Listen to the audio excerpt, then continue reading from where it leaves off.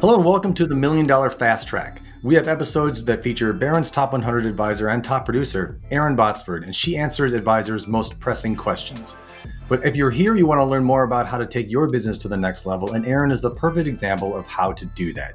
She's a 31-year veteran of the industry, and she earned Barron's top 100 status in all three categories, successfully exited her business in 2017, and now trains advisors on her best practices so you can do the same. But don't take it from me. I want to find out all about her journey from the beginning, the inflection points, and how she made it to the top, and how she then trains you guys to do the same. So Erin, tell us more about your humble beginnings and all the things that you had to go through when you first started. Yeah, I did come from humble beginnings. My dad died when I was 11 and left my mother with 6 kids and no money. Now, I was lucky I married my high school sweetheart. He became a fighter pilot, and we moved 17 times in the first 14 years we were married, which was wonderful.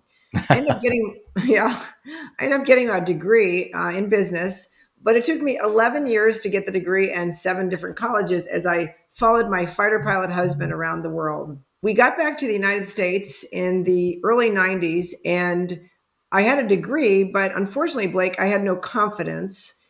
In fact, my mother used to tell me, Erin, as long as you could type, you could always get a job. So I went into a stock brokerage firm looking for a job as a secretary, as you might imagine, so I could use those typing skills. And the gentleman called the branch manager said, guess what? I'm going to make you a stockbroker. And I was like, what is that? I didn't know the difference between a stock and a bond, and I'd never heard of a mutual fund. But being really young, I thought, okay, that sounds like a lot of fun. So they sent me to about 3 weeks of training, and I came back, and it was kind of like, go. And again, there wasn't a lot of training at the time. There was zero training. And I did decide to try and build my business giving public seminars. So over the years, I learned how to speak in public, and I was actually doing like 6 seminars a month, most of them either daytime seminars at a library or nighttime at a hotel. And unfortunately, the people that were attending the seminars, we didn't qualify them. You put an ad in the paper or you cold called. Whoever showed up, showed up. And if they showed up, they were qualified to be my client. So I had a lot of clients, and but you would never be able to say they were qualified. And so unfortunately, I was running like a chicken with my head cut off. I tell it was like running on a hamster wheel until I finally got to the point where it's like, this isn't worth it. I remember a night, it was December 23rd. My son was a young child, like 5 or 6 years old. December 23rd, I had not bought one present for him, and I didn't have a tree up. And I remember thinking, is this all there is? It's just this work, work, work. And I'd been doing this for 7, 8, 9 years. And I finally went to my branch manager and I said, I'm done. And this is just too hard. And I decided to give up. Well, fortunately for me, my branch manager said, oh, Erin, come on, you're not a quitter. And I'm not a quitter by nature. He said, why don't you go get some business coaching? So I did. In the 12th session of my business coaching, I would go every quarter. The 12th session, I was paired up with a guy. He happened to be in our industry. His name was Paul. And we had people in all industries. We had doctors and lawyers and plumbers. If they were business owners, they were in this coaching program. But Paul happened to be in our industry. Now, I have to tell you, I was very, very excited about my progress. So I wanted to go first. And I said, I'm Erin Botsford. I'm from Texas. And I said, 3 years ago, I was doing around 300,000 in production. And I was so happy to say this year I'm on target to do somewhere between 400 and 450. And I'm thinking to myself, like, look at me, that is awesome. And then it was Paul's turn. And he said he was also in our business, which I thought was great. And we were about the same age. And he said 3 years ago, he'd also been doing 300,000 in production. But he said this year he was on target to do 3 million in production. And he told me he didn't meet with any of his existing clients anymore. What he had done was he built a whole team around him. So now his entire role was to go out and prospect for his ideal clients, sell the philosophy of his firm, and then turn those clients over to licensed members of his team. And I remember thinking, what did you just say? Did you just say you went from 300,000 to 3 million in 3 years? He's like, yep. And you don't meet with all your existing clients anymore. And of course, the bell rang. It was time to go back to our seats. And I tell people it was like that ALS bucket challenge moment. I was thinking, how in the world do you do that? Well, long story short is I begged him to buy some hours of his time, and he was so gracious. He allowed me to come spend one day with him. And I would say that was the biggest turning point, the biggest inflection point in my whole career, because I was able to copy or model what he did. He was very gracious, and he said, if you will do this, this is what will happen. So I came home. I had one part-time secretary that I shared with four other people. I went to the branch manager and said, can I buy her full-time? And he said, yes. And I went to her. She was only 20 years old at the time. She'd just gotten out of college in 3 years. And I went to her and said, okay, I'm going to go out and bring in business just like Paul did. You're going to do everything else.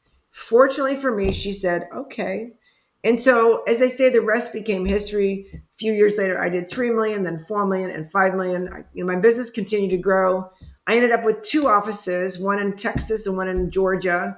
I had 7 conference rooms consistently filled with clients of my firm, and I wasn't in any one of them. And which is why I was able to have a very successful exit in 2017, because the buyer of my firm knew that no client ever expected to meet with me. And I do want to say a contrary story to that. The same day the buyer bought my firm, knowing that clients never expected to meet with me, they bought another woman's firm as well. I'm told that she had the same amount of assets under management as me. I'm also told she had staff, but it's clear that she hadn't empowered her staff to meet alone with her clients. And so she had two things going against her. All of her clients expected to and were dependent on meeting with her. And unfortunately for her, she'd had a massive stroke and she had to sell. And the worst part of that story is, as a result of that, she ended up getting 25 cents on the dollar compared to me. Why was that? Because the buyer had to price in the odds that her clients who were so used to meeting with her would leave. And I always ask advisors, I want you to think through that really, really hard. Give that some thought. Is that an outcome you'd be happy with? Is that something that you'd be proud to have happen? Would you go home to your wife and say, or your husband and say, guess what, honey? I got 25 cents on the dollar compared to what I could have gotten had I built this business differently. And so my mission and my training company is to make sure that never happens to any advisor who comes through our training. We want to set our advisors up for the maximum success that they can have. And there is a methodology, there is a method to the madness, if you will. And if they build it correctly, they'll have an optimal exit like I did. I think that's brilliant. I love the Paul story. And it's cheating because I know some other details. And I just want to allude to the fact for you guys listening here now, it was never tactical. It was never spend the day with Paul and he give her all these secrets. A lot of it had to do with mindset and viewing her business as a business, not her as an advisor. And from that spark, that's what caused Erin to go back to Dallas and say, hey, we're going to turn this thing around and build something bigger. So Erin, what would you say, even though I've already alluded to a little bit of mindset, what would you say is that one big takeaway you got from that one day with Paul? Right. One day with Paul, we talked a lot about what it was that I was building. And he said, Erin, are you building a business, or do you just have a job with a great boss? Is it someplace for you to go? And it even likened it to the difference between a practice that relies on the advisor to show up every day, and a business that can run with or without the advisor's presence. And he had to give me examples. And one of the examples he gave me was that of a dentist. In a dentist, I always ask advisors, dentists have people called hygienists that do the work of the business. I always say, when was the last time the dentist cleaned your teeth? And usually the answer is never. That dentist has never cleaned my teeth. Well, unfortunately, in our industry, we end up, quote, cleaning a lot of teeth. We do the work of the business.